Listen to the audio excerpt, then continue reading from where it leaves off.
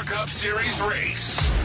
Here are your hosts, Kevin Batstone, NASCARSky, and Jeff Davis.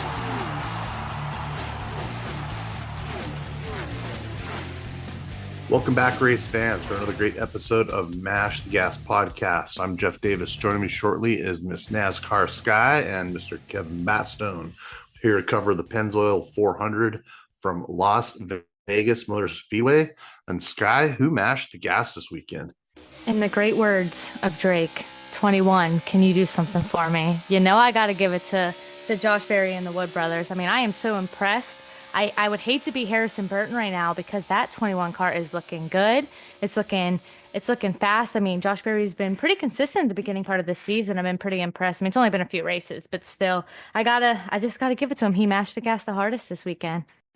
Incredible performance all the way around. I mean, we had talked about when is Ford going to get it done. Of course, we were expecting it to be a Penske Ford, but the Wood brothers, 21, getting it done. So I kind of dove in some facts here, some fun facts about the Wood brothers.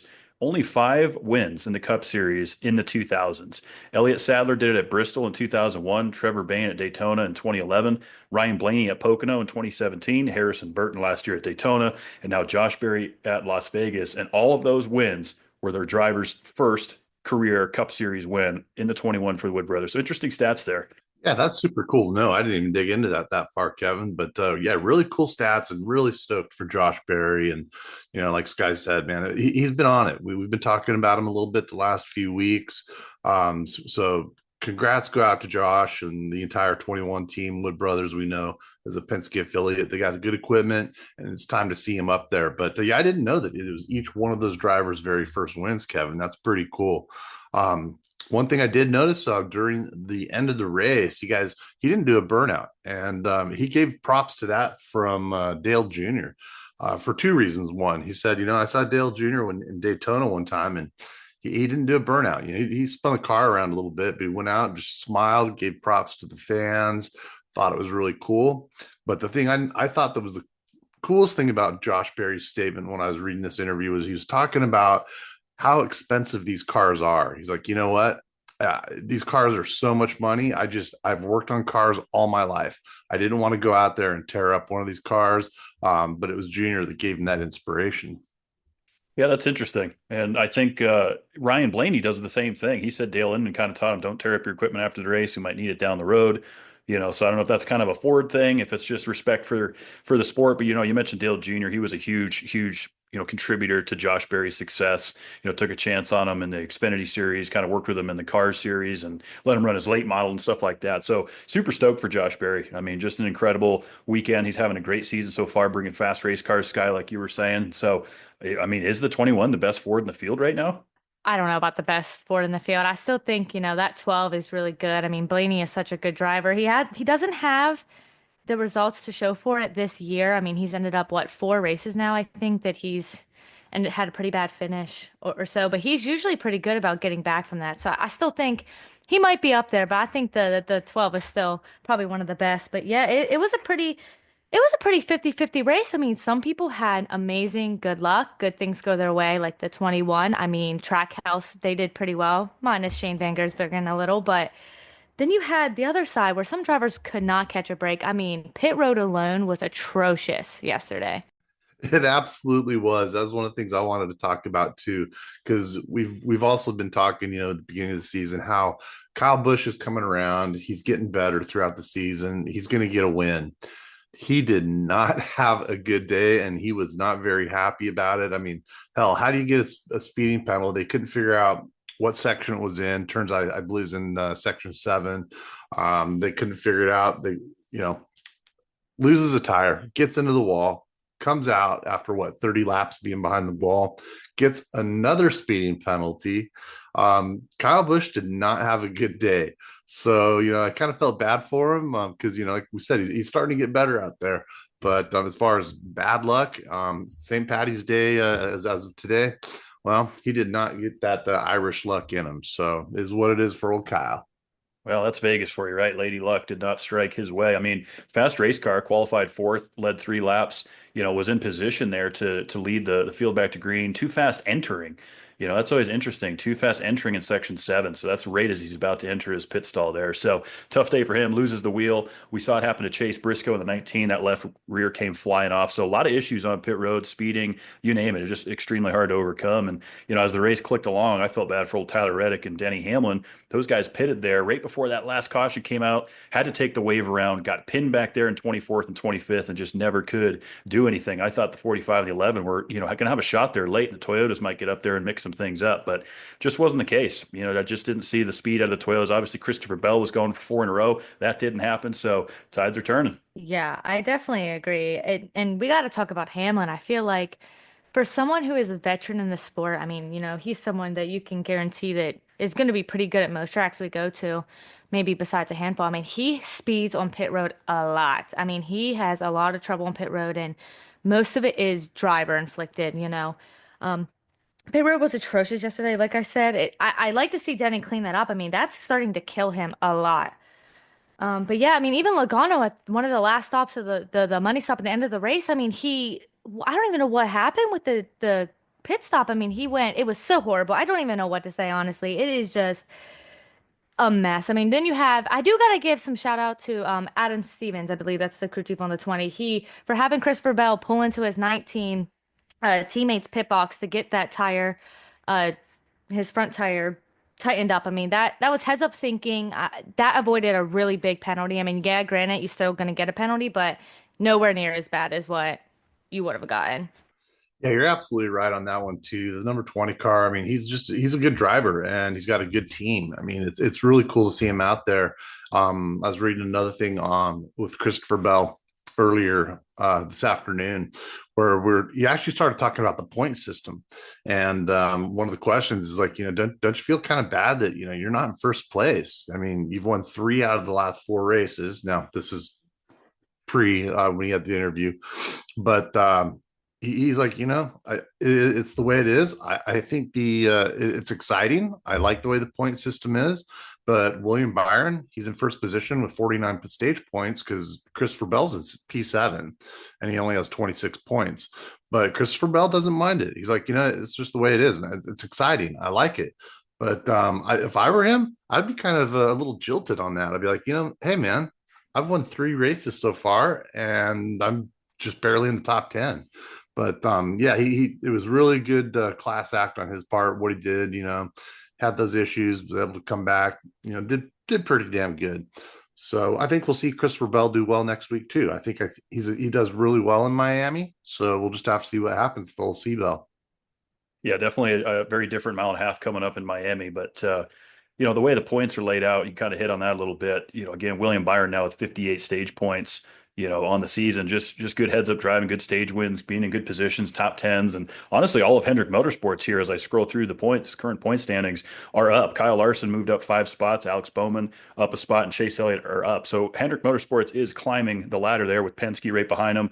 RFK Racing, shout out to Ryan Preece. Another great run by that car. I've been really impressed with that 60 Ford, and I know Brad Keselowski hit on it a bit. He thinks, the 17 and the 60 are, in better position and just a better rounded team than Brad. Old Brad just had some rough luck, but was able to get an 11th place finish out of the weekend. So I don't think they're too mad about that. But, we're starting to put the pieces together. We're seeing who's fast, and, we're going to learn a lot more in Miami this week. Yeah, I'm definitely excited for Miami this weekend. The usual suspects will probably be up front, the Reddicks and the Larson, but someone that I've seen a lot of improvement in this year, not to be on the Penske pedestal here, but I mean, Austin Cindric, I feel like he's definitely up front a lot more. He's qualifying well. He's running up front more consistently. He has that Penske curse where, you don't always finish quite where you run. You don't always, the results don't always tell the full story. But I'm definitely impressed with him, and I'm excited to see what he can do. Hopefully, Penske can finally get a car. It's nice to see a Ford, but hopefully Penske can get a car into victory lane this weekend. Yeah, the number 2 car has done really well this year. I mean, Austin Cindric, he's coming up. He's up and rising. He did get a P6, I believe, this weekend. So getting that top 10 up there, getting some stage points, and as we know, those stage points really do matter.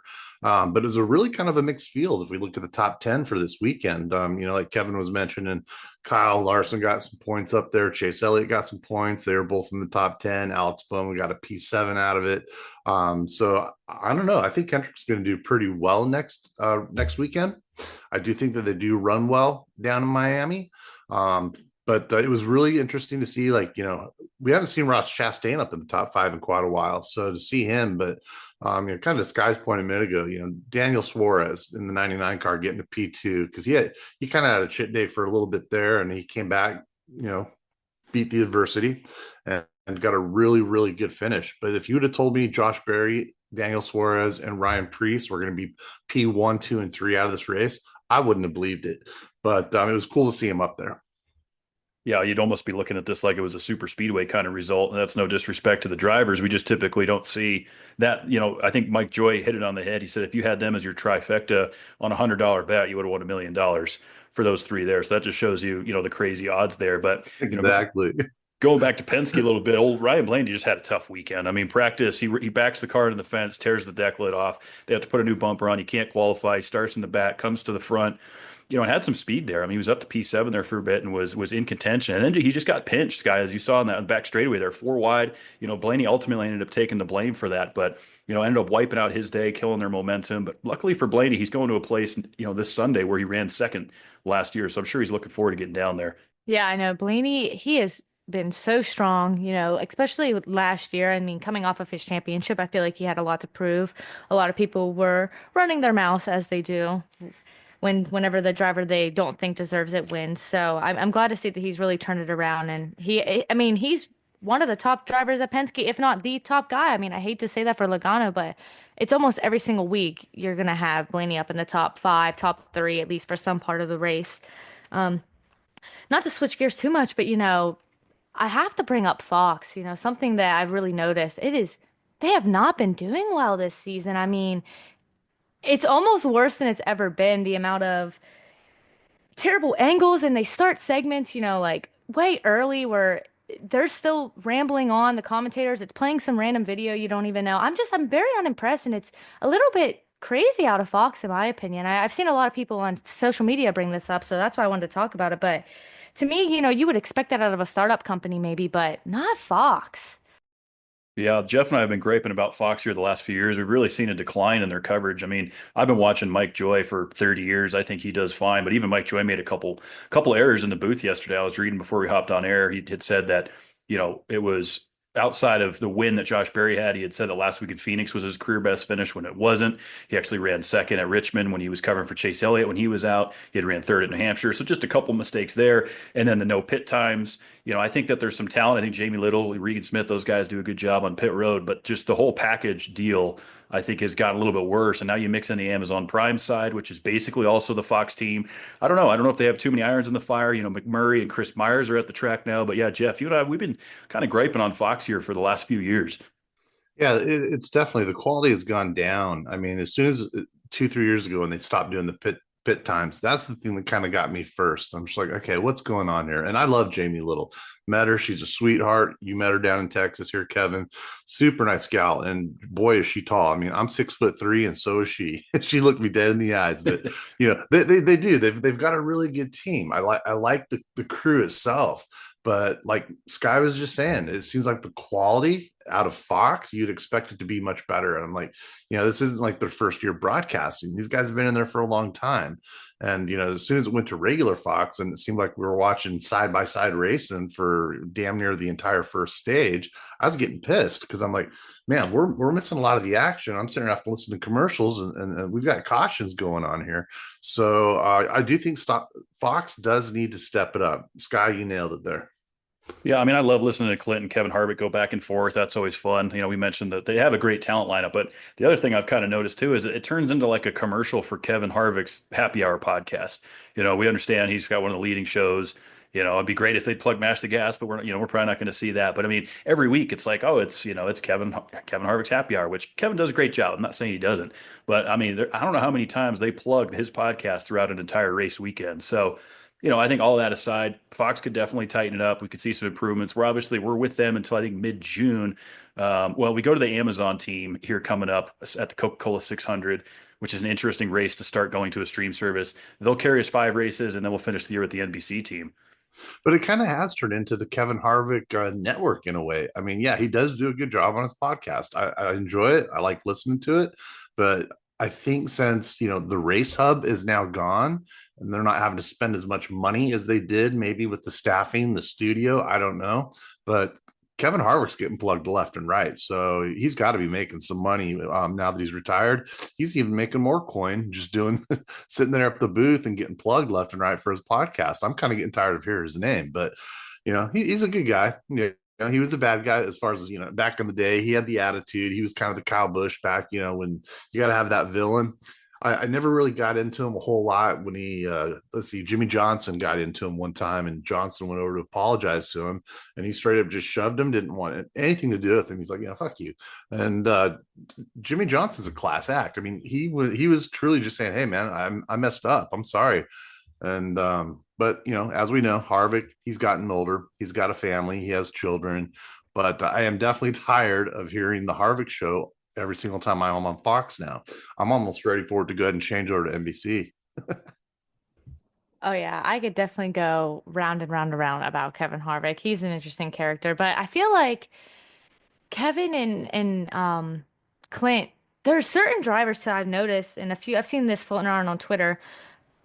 There's some drivers that I just feel like they're just so passive aggressive about, or just so negative about. Like the way Clint talks about Bubba, oh my gosh, it's always so bad. And same with um Harvick and any of the Penske cars. I feel like it's just always like a condescending way. It's interesting to me because I feel like you can hear that it's not as neutral, which I don't know, to me, and for other fans to pick it up, I don't know.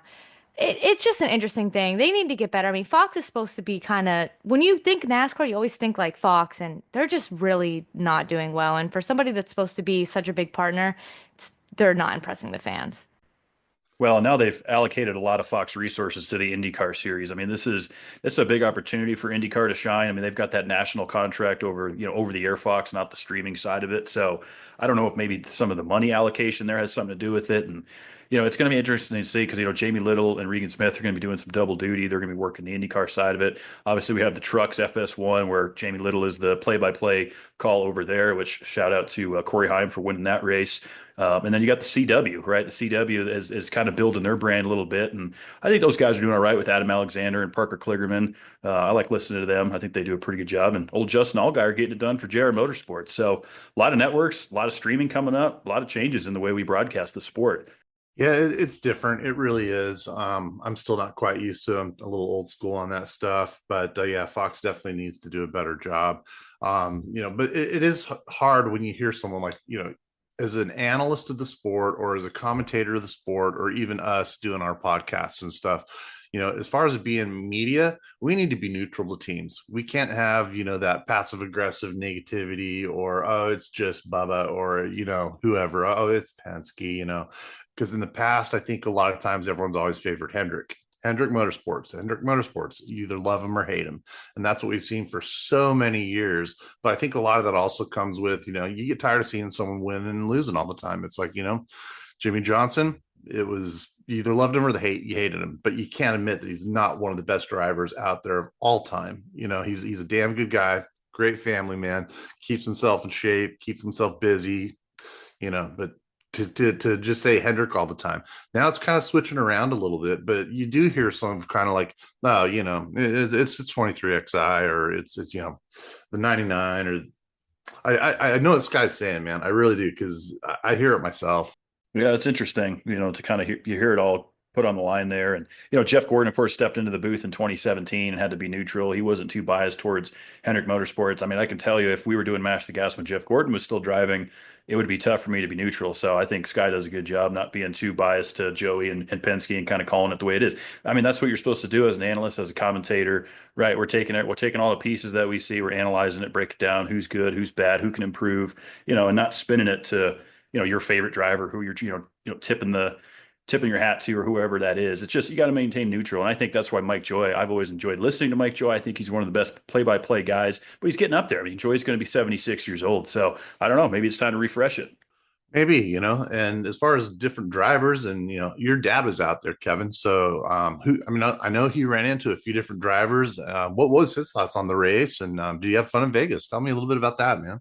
Yeah, he had a good time out there. I'm actually getting ready to catch up with him when we're done here. He's a big supporter of this show, so he'll listen to this when it drops. But he did the full experience. He was able to go to the garages. He was down there for the drivers' meeting. He did all that stuff. He had a good time out there. Went to all three races. Went to the dirt race Saturday night at the Las Vegas dirt track that's right there on the property as well. Christopher Bell ran it. Kyle Larson was in it. A lot of big Travis Pastrana, Casey Kane. So that was actually a pretty great race. I don't know if you guys do flow racing at all, but good to see the old dirt racing fired up. They kicked off their season. Jeff, you and I are going to be seeing them here in May down at the Texas Motor Speedway dirt race. So looking forward to that. Sky, I don't know. Do you ever get involved with the dirt sprints or any dirt racing down there in the Florida area? Well, no, not yet. I've gotten a lot of tracks that people have told me to go to, but I haven't really gotten into dirt racing too much, but I need to because NASCAR's just not enough. I need more. I need more. I need more. I love it. I need more. I need more racing. And that's where the Kyle Larson attitude comes in, is right there. I need more racing. I need something besides just sitting here on asphalt running around, and that's one of the things I love about Kyle Larson and the ability that Hendrick does give the drivers. Because for the last couple of years, especially when, like Chase got hurt, Chase Elliott was out snowboarding.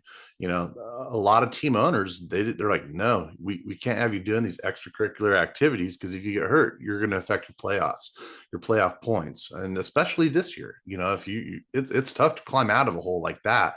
So it's interesting to see what some of the owners have done over the last year or two, because they see how much talent Kyle Larson has, and that's because he has the ability to go do it. Now, when he got his suspension for a few years back, I think that's also what made him go to other tracks and stuff. So he's like, okay, if I can't run NASCAR for a year or two, I'm just going to run my ass off on dirt and I'm going to win. And he did a damn good job. His wife really supports him. And by the way, her brother is Brad Sweet, who pretty much wins a lot of those sprint car races on the dirt. Really nice guy as well. But I think that's why a lot of these owners want to give their drivers a little more room to go out and do these other things, these other racing. Now, as far as, jumping out of airplanes and skydiving or going snowboarding, maybe that's a little bit different. But when they're racing and they're improving their skills, which is going to, correlate over to racing on the tracks, I think it's a good thing.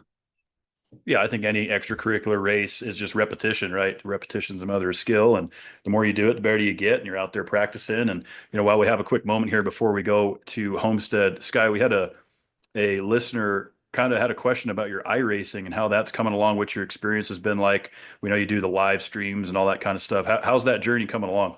It's going okay. It's definitely been a really big learning curve. I've never really even played video games before, so to jump straight to a simulator, I'm definitely learning a lot and learning it very quickly. I'm out of the rookie class. I'm officially in the D class, and I'm getting my butt beat very, very aggressively every week. But, we keep doing it, we keep showing up, and we just keep getting better. That's all you can do.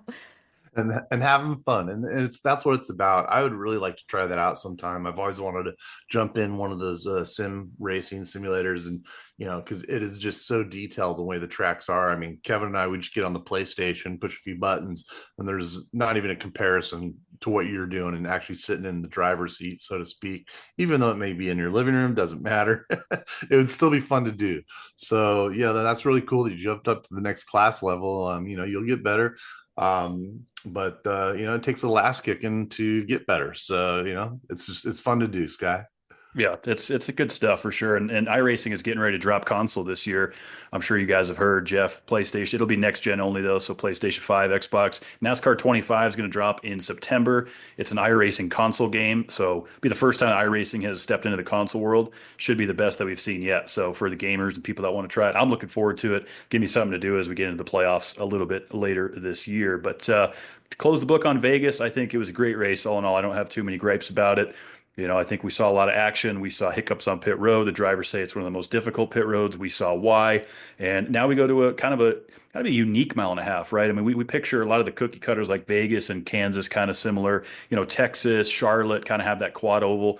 This is a symmetrical, right? The back straightaway, front straightaway, mile and a half.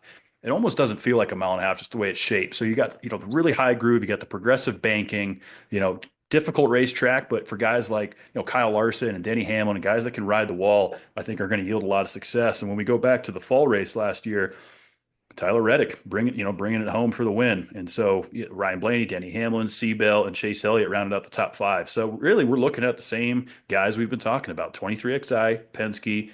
We'll see if Joe Gibbs can step it up this week. Can Seabell get another win? Can Denny Hamlin finally turn it around? And when does Chase Elliott find victory lane again? So those, kind of the early drivers I'm going to keep an eye on. Yeah, I agree. I think I have a good feeling about the 9 this weekend.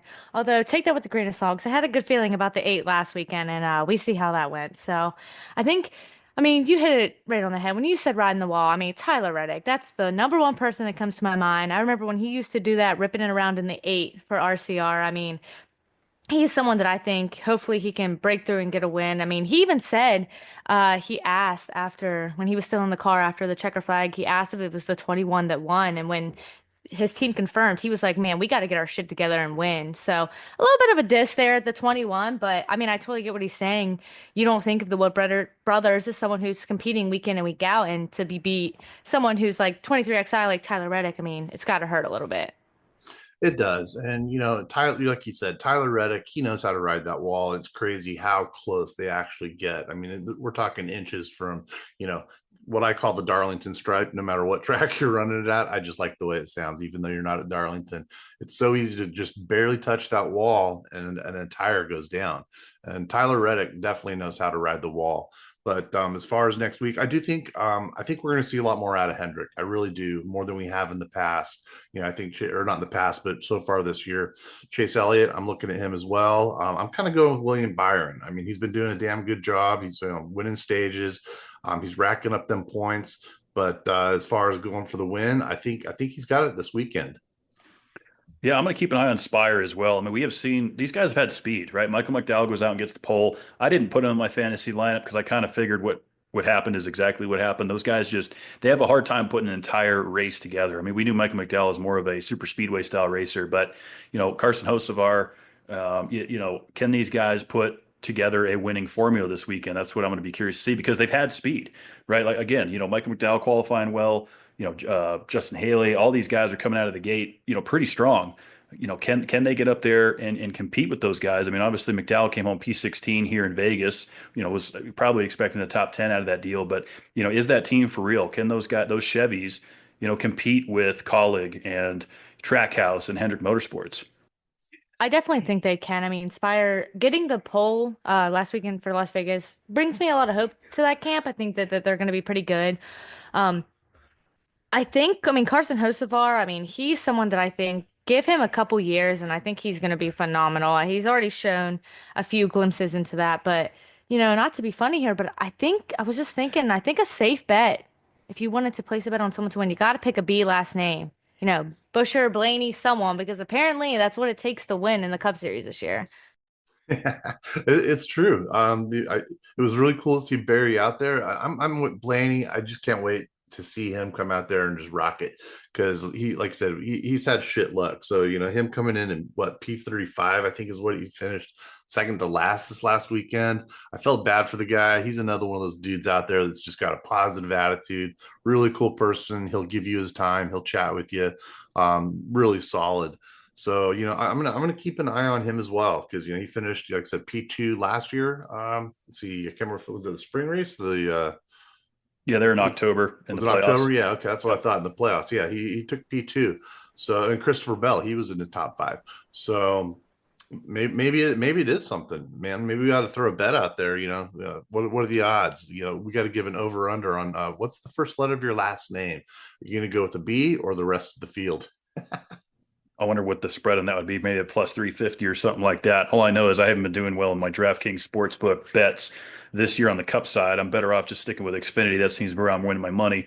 But, I think all those drivers that we named are good ones to keep an eye on. AJ Allmendinger, what do you think about Dinger? We always know him as the road course ringer, but he's quietly been a top 10 threat. Is this a serious contender for Miami? We'll see, right? We'll see who's got the speed. You mentioned Carson Hocevar. I think he is going to be a phenomenal driver. I mean, we've seen him push some buttons a little bit this year and bump some guys around, and he's been humbled here and there. But I think, like you said, Sky, you give him a little more time, he's going to find victory lane. I kind of had a bet going. Is it going to be Todd Gilliland? Is it going to be Carson Hocevar? Who gets it? Who gets that win first? And I'm going to go with Hocevar on that. Hey, speaking of AJ, the old dinger, the ringer, road coach ringer here. Um, when I was looking at the figures today, the stats, he got P8 this weekend. That's exactly what he finished last year in Miami. There you go. So Dinger might not just be a road course ringer. He might now be a real threat on the intermediates, on the well, we know them on the road course, super speedways, take that with a grain of salt. But if you can run well in these mile and a halves, we've said it all year long. That's what's going to get you to Phoenix. That's what's going to move you through the rounds of the playoffs. So, these guys are definitely going to be taking their notes. We saw last week in Phoenix. We know that's going to be the championship. Those guys are taking serious notes there because when we come back around, you have to win at these style rate. You got to win Vegas. You got to win on the homesteads. You got to be strong in these type of tracks to make it to Phoenix. I'm gonna make sure. So AJ Allmendinger is someone to be good to put in fantasy this week, and I'm gonna make sure that I get my fantasy picks in this week because I have been notoriously bad at this, and I need to get better. So I'm definitely putting AJ in this weekend. Yep, Jeff, you had another good weekend in fantasy. Put a couple more points on me, so I got to dig out of this hole. I keep putting up these good lineups. I had Hamlin, I had Reddick, and those guys were in position to give me some points. But that's fantasy. You try to set the best lineup you can. You're trying to be conservative with some drivers because you only get a certain amount of uses for the regular season. So, what I like to do is put in like 3 to 4 power hitters, as I call them, and then maybe work in an AJ Allmendinger or a Michael McDowell. Or even honestly, Ryan Preece. It might be another good, I wouldn't even say sleeper pick, a good guy to throw in the garage with the speed that he's shown. Josh Berry, can he show up again and be a contender here at Homestead? So I think we got a lot of great drivers that can contend this weekend, Jeff. Yeah, I think Josh Berry with the consistency that he's had so far, he's one of those guys, you look at him and you're like, okay, I get 10 uses. I don't know if I can use him yet or not. I might wait till I run out. But it's like, no, now's one of those times it's like, he's on a little bit of a heater. Let's get him in there. Let's put him in and get some points. I think he'd be a good one to look at. I was just checking out the banking, 18 to 20% progressive banking out there. Because I'm also looking at other tracks that are a little bit more flat where we can maybe use that 2 compounds on tires. Because I was watching a little bit of F1 Sunday night, and they had 5 different compounds of tires when they're racing. Now, F1, it's fun to watch here and there, and I know I'll probably get some hate for this, but it's not my favorite sport. It's almost like, whatever position you qualify in, unless there's an issue with your car, that's basically where you're going to finish. But I did find it interesting that they have 5 different compounds of tires. So it'd be kind of cool to see NASCAR, except for the, tracks that have a lot of banking, kind of play with that a little bit more because, that was really fun when we were out there in Phoenix. I think that's something that NASCAR is going to look into as we continue on and the innovation and the evolution of the sport. I think option tires are going to become more and more of a thing. I don't know if we'll see them so much on your cookie cutter mile and a half, like we talked about, the Martinsvilles, the Richmonds, the New Hampshires, the Phoenixes of the world. I think we'll see them on, and F1 is their style. You don't see the passing over there. And, speaking of passing, we now exceeded the record through the first 5 races of lead changes here on the NASCAR side. Now, you have to take that with a grain of salt, too, because we obviously started with Daytona and Atlanta, 2 super speedway tracks where you're going to see 50 something passes a race, but that said, whatever it is, you're not going to see side by side battles. You're not going to see 3-4 wide battles in the passing that you see in NASCAR in any other motorsport in the world. And that's just a fact. And that's exactly what we need. That's what makes racing exciting. I want to see him trading paint, even though I know it's wrapped. It's not paint anymore, but we still call it that. But yeah, it's we need some bumping and grinding in there. So looking forward to next week. We are on to Miami, down to South Beach, the Straight Talk Wireless 400. Let's go ahead and make our picks. I don't know if any of us have hit our picks yet this year that we have predicted. I took Blaney last weekend. I'm going to take him again. I'm going the 12 Blaney all the way for the win. Jeff, who you got? Well, I think we jinxed Blaney because all 3 of us took him. So sorry, I didn't mean to, Blaney. But I'm going with the 24 car. I'm taking William Byron. How about you, Sky? I have to give a shout out to my dad because he did tell me that 2 weeks ago I called Christopher Bell to win and he did win. So shout out Bell for that for me. But I'm gonna go with Chris Buescher. I don't know what it is. Maybe it's the B last name, but I just got a feeling about him this weekend. Well, we know he can definitely be a threat. I mean, almost won Kansas last year, another mile and a half. The closest finish in NASCAR history, lost to Kyle Larson by .001 seconds. So he's definitely a threat of the mile and a half. I think Chris Buescher is a good pick there. And who knows, maybe we get another first-time winner this year.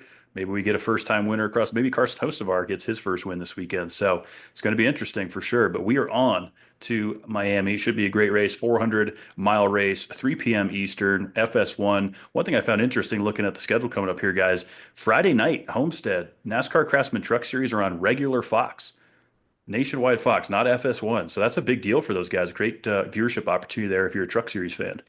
Absolutely. Heck yeah. Like to hear that. Yep, great for those guys. So we are out of here. We are out of time. We will be back next Monday night to break down all of the action from South Beach, Homestead-Miami Speedway. Looking forward to it. Thanks for your continued support of this podcast. Be sure to follow us on all social media platforms at Mash the Gas. Be sure to follow NASCARSky at NASCARSky across the board. And until then, y'all, Mash the gas. I feel the engine screaming back. I feel the sweat